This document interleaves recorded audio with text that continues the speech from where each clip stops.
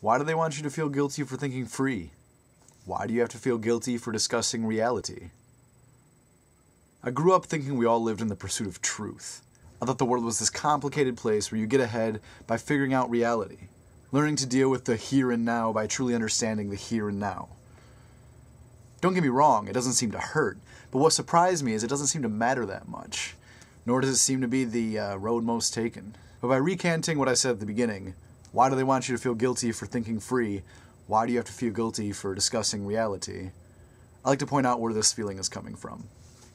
Why am I instantly made a villain by asking people the validity of a religious claim?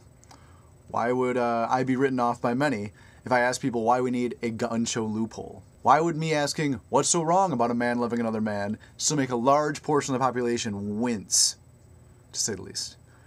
Why would a vast number of people label me a likely pothead just by discussing the pros and cons of making pot legal?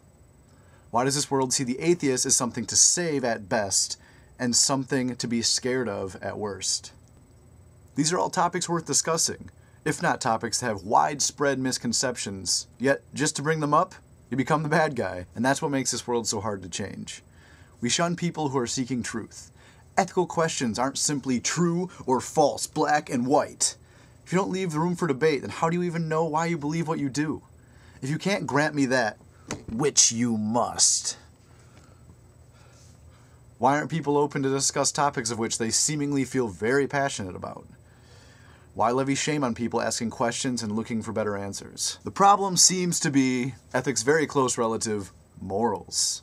That word seems to be used when discussing ethical concepts that pertain specifically to mass appeal, religion. If you don't blindly assume the moral code of the day is the peak of ethical conclusions, but rather ask questions about taboo topics, good luck not feeling shamed by a majority of society. To make it even clearer what I'm talking about, I'll describe one of the easiest examples to illustrate. I could argue that our laws against pot forces the black market of the product, because it does.